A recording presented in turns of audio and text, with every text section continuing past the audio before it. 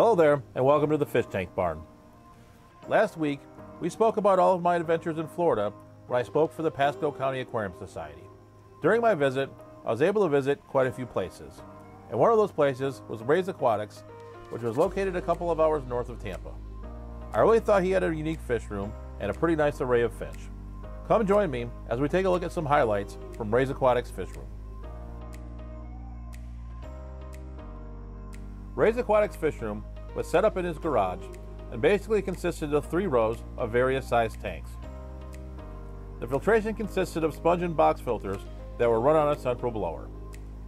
In the last clip in this section, you'll see that he also has a room off to the side of his garage where he houses some additional tanks as well as some brine shrimp hatcheries. So jumping into some of the fish that Ray keeps, one of the fish that I really thought was omnipresent in his fish room were the German blue rams. There was quite a few tanks of them scattered throughout the room. You could definitely tell he was successful in breeding these fish, as I found a tank with quite a few fry during my journey throughout his fish room.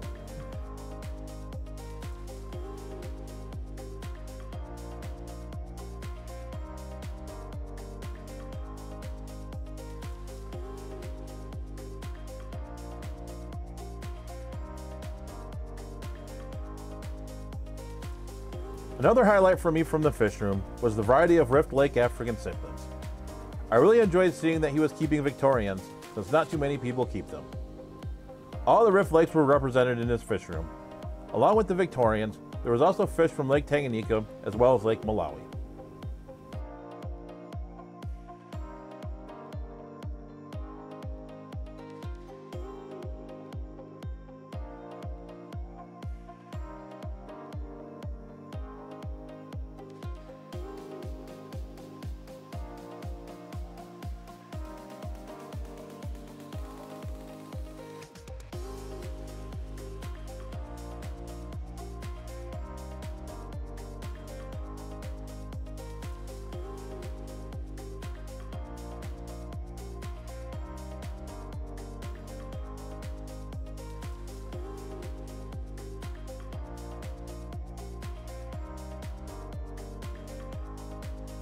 While we're still on the subject of Rift Lake cichlids, I do want to stop for a moment and talk about the only large tank that he had in the fish room that housed these black widow frontosa.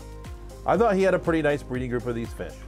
Frontosa are notoriously slow growing, so I admire anyone who has large individuals, especially if they've grown them up from fry. Of all the wonderful fish that he had in the fish room, I thought these jewel cichlids really stole the show. I can understand why a lot of people like these fish, with their bright red coloration combined with their jeweled scales. Not only did he have this tank, but he also had an additional tank with another group of these fish as well.